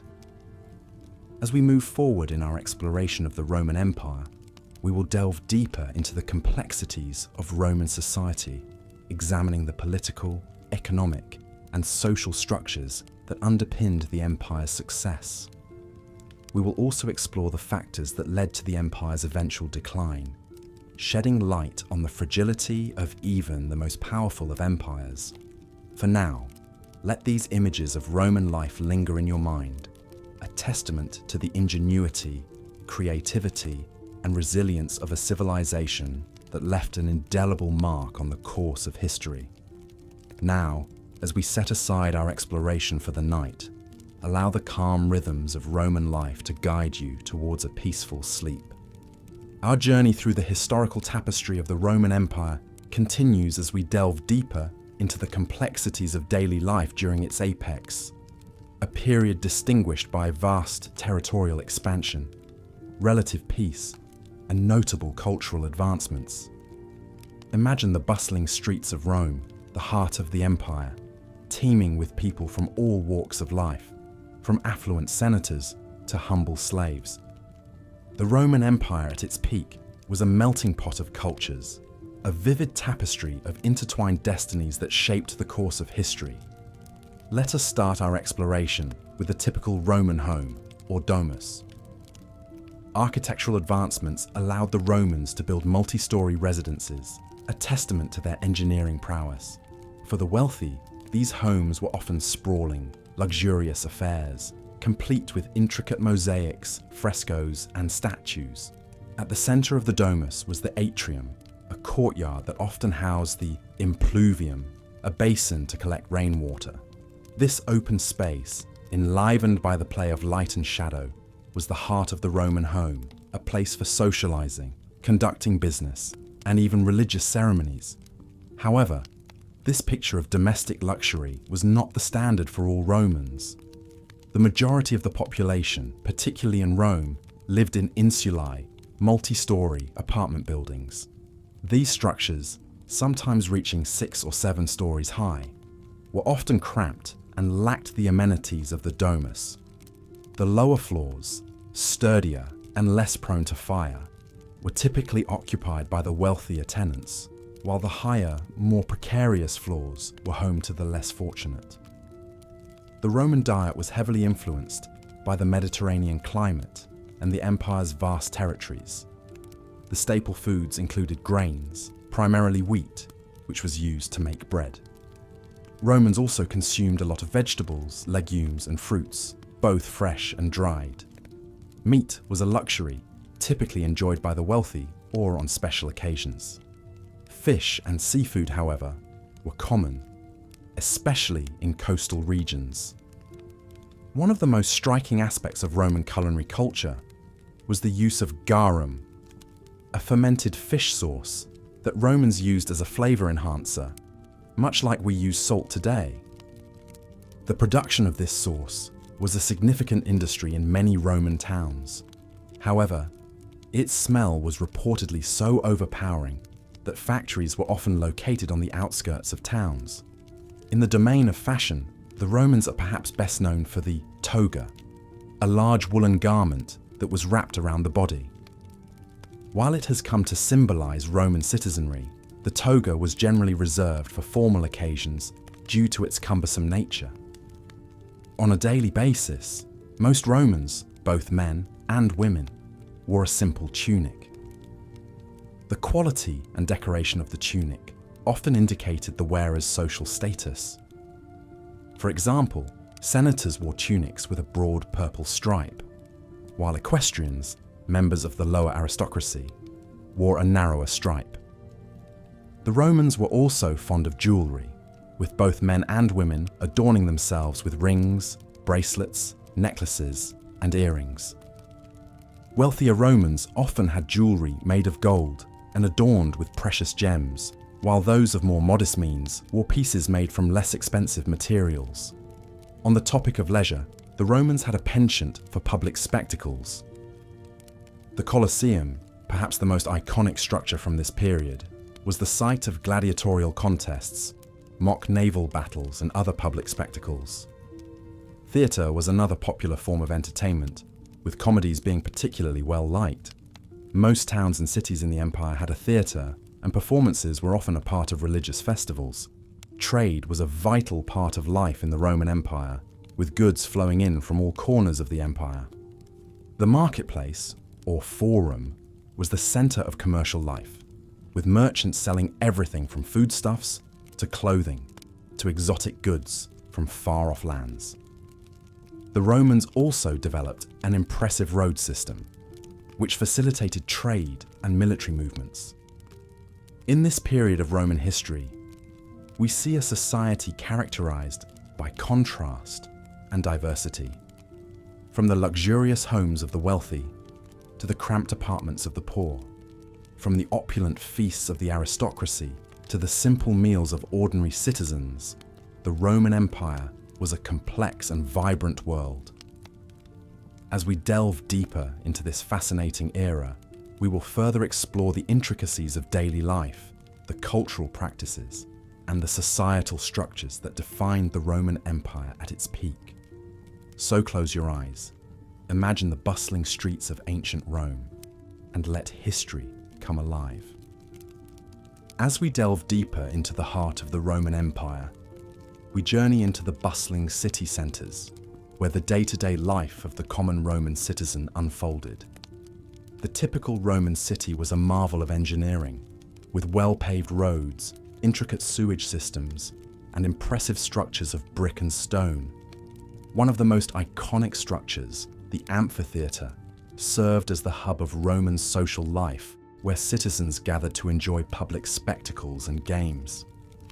These massive arenas could hold thousands of spectators and were architectural marvels of their time. The Roman household, or domus, was another crucial part of Roman life. The domus was not just a physical structure, it was a social unit that included the head of the household, his wife, children, and slaves.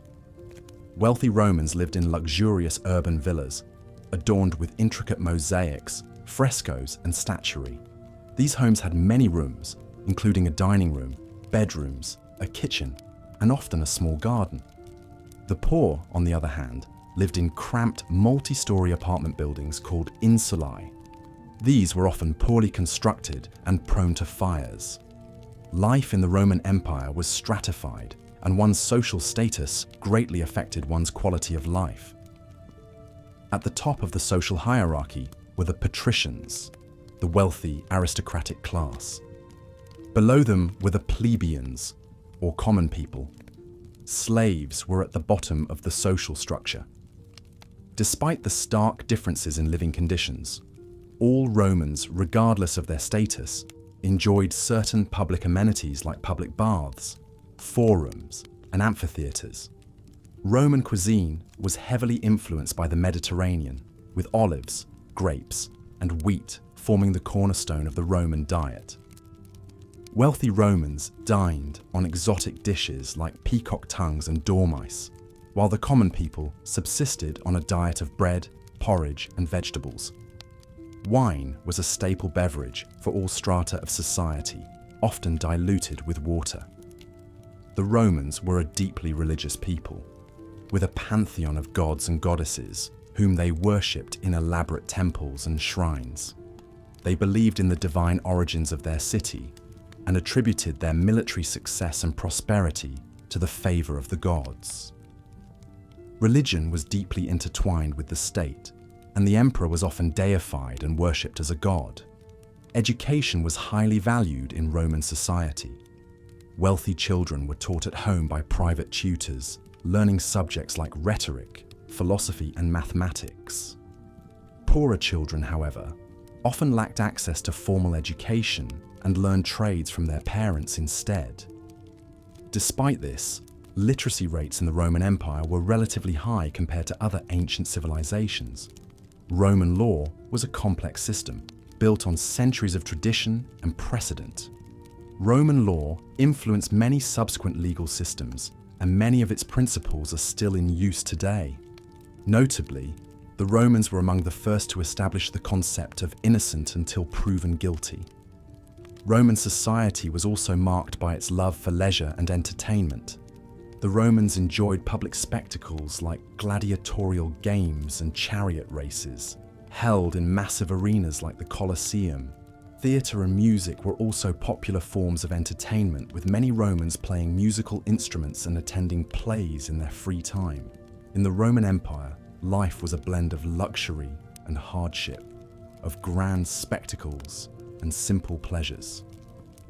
It was a society marked by its ingenuity, its love for spectacle, and its deeply ingrained social hierarchies. Despite the many challenges and inequalities, the people of Rome built a civilization that has left an indelible mark on history. As we continue our journey through the Roman Empire, we delve deeper into the lives of the Romans, exploring their hopes, dreams, and daily struggles. As we delve deeper into the day-to-day existence in the Roman Empire's pinnacle, we arrive at the realm of education and intellectual pursuits. The Romans, much like us today, understood the value of a well-rounded education. However, the form and content of this education differed significantly from our modern conception of schooling. Let's paint a vivid picture of a Roman child's educational journey, an important aspect of life during the peak of the Roman Empire. In the early morning, the Roman child, typically a boy, would be sent off to the house of a literator, or reading and writing teacher. Girls, while not entirely excluded from education, often received a less structured, less extensive education at home, focusing mainly on domestic skills. The literator would instruct the children in the basics of reading and writing in Latin, the lingua franca of the empire. This education was not free, and the cost would vary based on the teacher's reputation. The teacher's room would be filled with the hubbub of children reciting their lessons aloud, a far cry from the quiet, individualized study we associate with modern classrooms. After mastering the basics, the child would proceed to a grammaticus, a teacher of grammar and literature. Here, the child would delve into the works of great Roman and Greek authors, absorbing the cultural and moral lessons these works conveyed. The child would also learn to write in Greek, as bilingualism was highly valued in Roman society. The grammaticus would also provide instruction in rhetoric, the art of persuasive speaking, a skill highly prized in a society where public speaking played a crucial role. If the family could afford it, the final stage of education would involve a rhetor, a teacher of advanced rhetoric and philosophy. This was the equivalent of a university education in modern terms, and it prepared the student for a career in politics and law, the most prestigious professions in Roman society. However, the intellectual life of the Roman Empire was not limited to formal education. The Romans were great admirers of Greek culture and intellectual achievements, and they absorbed much of this into their own civilization. Libraries, both public and private, were widespread, filled with scrolls containing the works of great Greek and Roman thinkers. There were also public lectures and debates, where the educated elite would gather to discuss philosophical and ethical issues. Despite this focus on intellectual pursuits, the Roman education system was not without its critics. Some Romans lamented the focus on Greek culture and language, believing it detracted from traditional Roman values. There was also criticism of the harsh discipline in Roman schools, with corporal punishment a common occurrence. But whether one loved or loathed the Roman education system, it is undeniable that it was an integral part of life during the peak of the Roman Empire.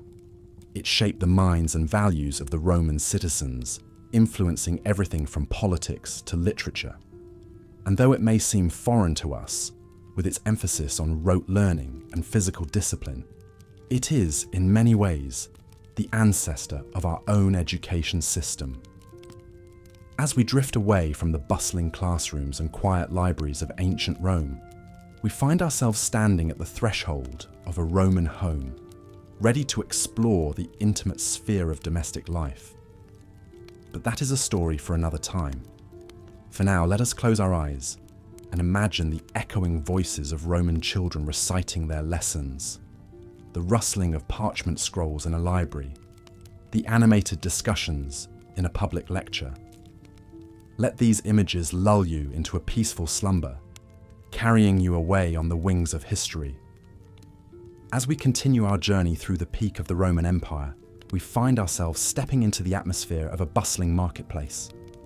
Markets, or Macella as they were known in Latin, were an integral part of Roman life, serving as the hub of economic activity and social interaction. These were not just places for buying and selling, but venues where news was exchanged, politics discussed, and friendships formed. The marketplace was a bustling array of stalls, peddlers, and shoppers. It was not uncommon to see farmers selling their produce directly to the public, fishermen hawking their fresh catches, or bakers enticing passerby with the aroma of freshly baked bread. Other vendors sold items such as clothing, pottery, household items, and even slaves. The market was filled with the clamour of haggling and the clatter of coins. A foreigner stepping into the market might find it chaotic, but for the Romans, it was an organised cacophony, a dance they were well accustomed to. The Roman diet was simple but healthy. The staple food was grain, which was ground into flour and baked into bread. Olive oil and wine were also staples. The Romans enjoyed a variety of fruits and vegetables, including apples, pears, cherries, onions, leeks, lentils, and beans. Meat was a luxury, usually reserved for special occasions. The Romans also relished fish and seafood, which were readily available due to the empire's vast coastline. As the sun began to set, the market would gradually empty out, but the heart of Roman social life did not stop beating. The evening was a time for relaxation and entertainment. The Romans were avid fans of the theatre, with comedy being particularly popular. Plays were performed in large outdoor theatres, where people could sit and enjoy the performance while munching on snacks. However, the most popular form of entertainment was undoubtedly the gladiatorial games. These were violent spectacles where gladiators, usually slaves or criminals, fought each other, or wild animals, to the death.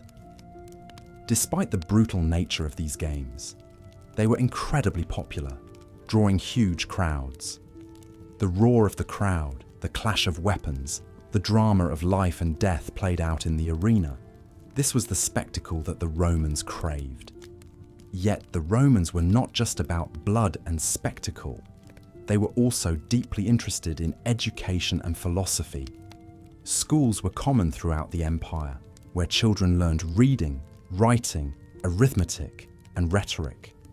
The Romans also had a deep respect for Greek culture and philosophy, and many Romans studied the works of Greek philosophers such as Plato and Aristotle. The Romans also had a sophisticated legal system. They believed in the rule of law and justice.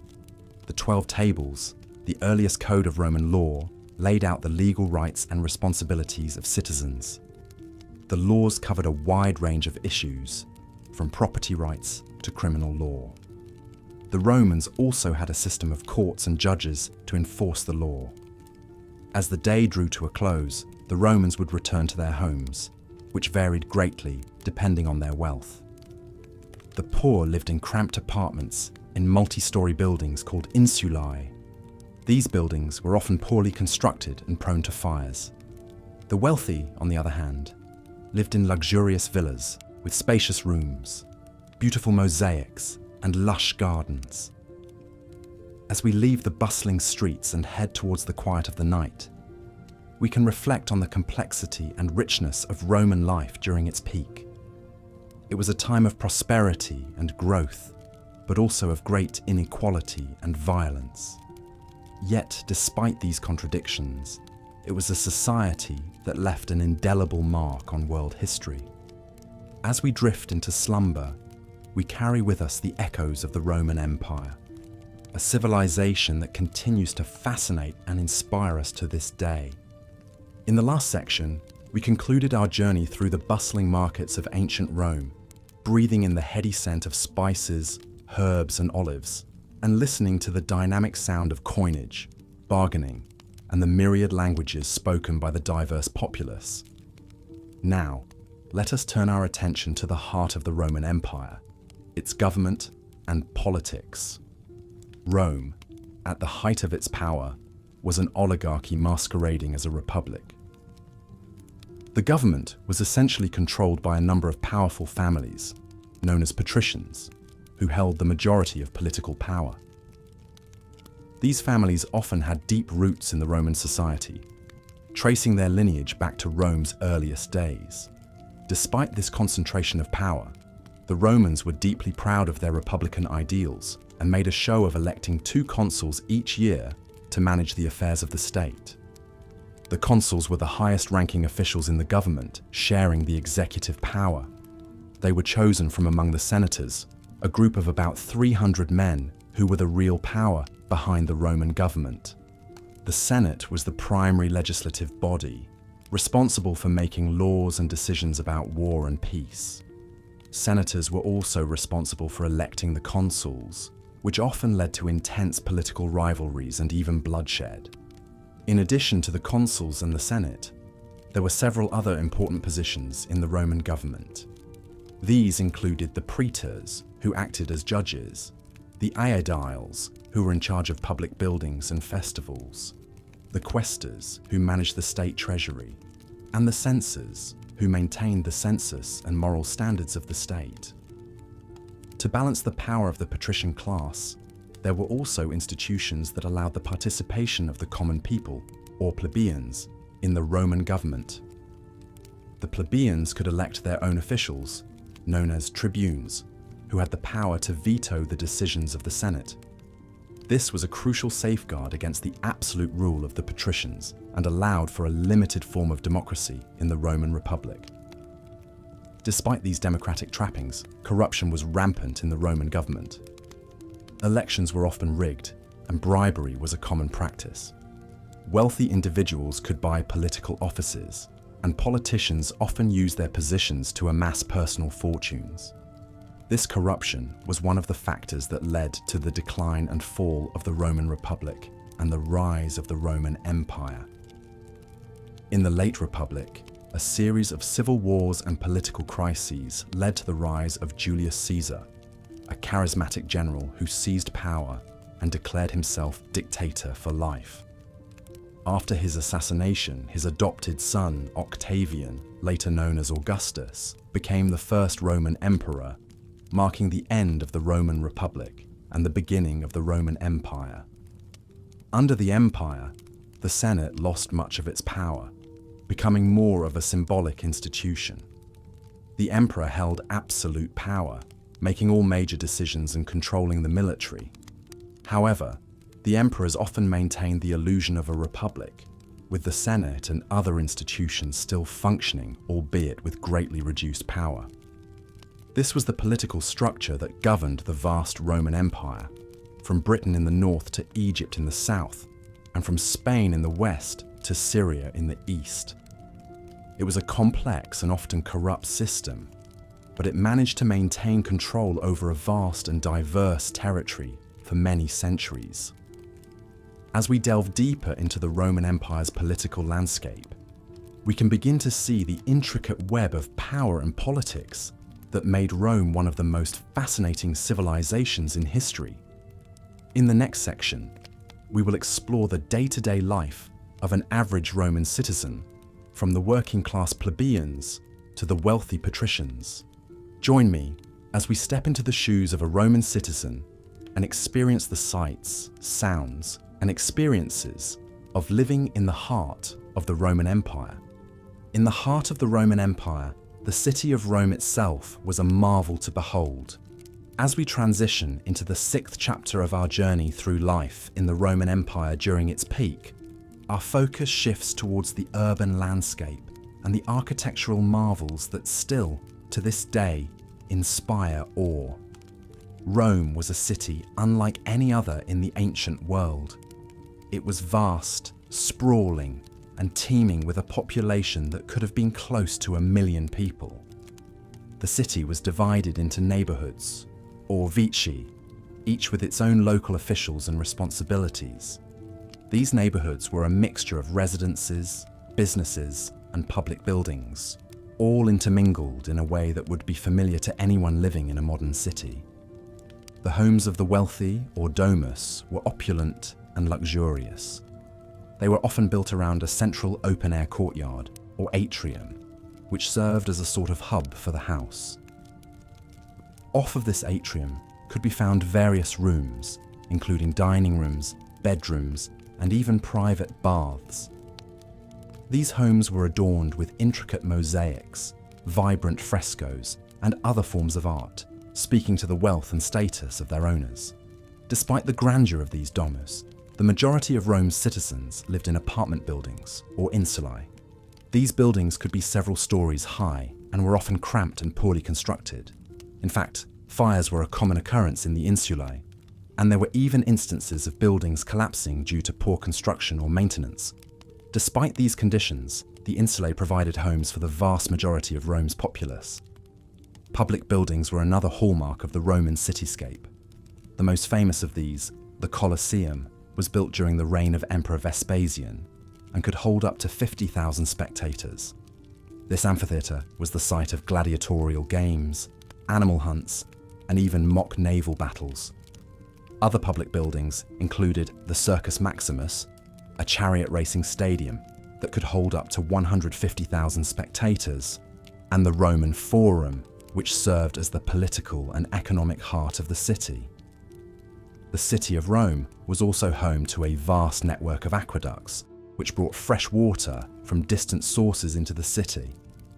These aqueducts, some of which still stand today, are a testament to the engineering prowess of the Romans. The water supplied by these aqueducts was used in public baths, fountains, and even in some private homes. Public baths, or thermae, were a central part of Roman social life. These establishments offered not just the chance to bathe, but also opportunities for exercise, relaxation, and socialization. They were often grand structures, complete with hot and cold bathing rooms, swimming pools, and even libraries. Throughout the city, sanitation and public health were important considerations. The Romans built an extensive sewer system, known as the Cloaca Maxima, which drained waste from the city into the Tiber River. They also implemented measures to ensure the availability of food and to prevent the spread of diseases, including the appointment of public doctors and the establishment of grain doles. As we wander the ancient streets of Rome, we can't help but marvel at the grandeur of this city. It's a place where the opulence of the wealthy lived side by side with the struggles of the common man, where the achievements of Roman engineering stood tall against the backdrop of daily life, and where the echoes of history still resound in every stone and every corner. As we drift deeper into the night and closer to the realm of dreams, let us remember the Rome of old and envision the lives lived amongst its streets and buildings. A city of dreamers, builders, artists, and warriors. A city that was, and still is, a testament to the heights that humanity can reach. As the peak of the Roman Empire dawned, the streets of Rome began to bustle and hum with an unprecedented flurry of activity. Trade was the lifeblood of this burgeoning society, and the city's markets were always teeming with vendors selling everything from fresh produce and livestock to luxurious silks and spices imported from the east. The empire's extensive network of well-maintained roads and sea routes facilitated the transportation of goods from the farthest reaches of the empire to the heart of Rome, contributing to the city's status as a global trade hub. The daily life of a Roman citizen was largely dictated by their social status. The wealthy patricians who sat at the top of Roman society lived lives of unimaginable opulence. They resided in grand villas, adorned with elaborate frescoes and intricate mosaics, often situated on large estates outside the city. These homes were symbols of their owners' wealth and power, and they often hosted lavish banquets and parties where guests would indulge in fine wine and entertainment. In stark contrast, the plebeians, the common folk, lived in cramped apartments, known as insulae, located in the city's bustling heart. Despite their modest living conditions, these lower-class Romans took great pride in their community and participated actively in public life. They would frequent the city's numerous bathhouses, markets, and amphitheatres, indulging in the empire's myriad public entertainments. The Roman Empire was renowned for its public amenities, many of which were the first of their kind. The city boasted an extensive aqueduct system, which supplied clean water to public fountains, baths, and private homes. The Roman baths, in particular, were a marvel of engineering and a hub of social activity. Citizens of all classes would gather here to bathe, socialize, and discuss politics. The baths were often grand architectural feats, with heated floors, steam rooms, and large pools filled with mineral-rich water. Education was also a crucial facet of Roman society. While formal schooling was not state-sponsored or mandatory, many Roman parents hired private tutors to educate their children. Learning was highly prized, and Roman children were taught to read, write, and speak eloquently in Latin and often Greek. They were also instructed in philosophy, music, mathematics, and astronomy, reflecting the empire's deep respect for knowledge and intellectual pursuits. Religion played a central role in the daily lives of Romans. They worshipped a pantheon of gods and goddesses, each with their unique powers and domains. The Romans were deeply superstitious, and they sought the favor of their deities through prayers, sacrifices, and elaborate rituals. Temples dedicated to these gods dotted the city, serving as places of worship and community gatherings. The Roman judicial system was highly advanced for its time. Citizens were presumed innocent until proven guilty, and they had the right to defend themselves in court. However, the courts were often biased in favor of the wealthy and influential, and corruption was rife. As the sun set on the city, the Roman nightlife would come alive. Taverns and inns would fill with patrons seeking food, drink, and companionship. Street performers would entertain passers-by with music, dance, and theatre. The city's amphitheatres would host gladiatorial contests, chariot races, and theatrical performances, drawing crowds of thousands. Despite the hardships and inequalities, life during the peak of the Roman Empire was vibrant and full of opportunities.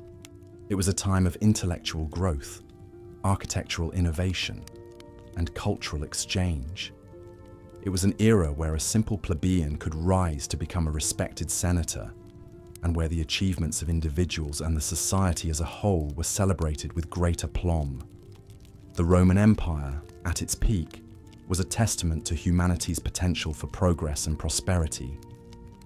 As we drift off to sleep tonight, let us imagine the bustling streets of Rome, the grandeur of its architecture, and the vibrancy of its people, and dream of a time when Rome was the heart of the world.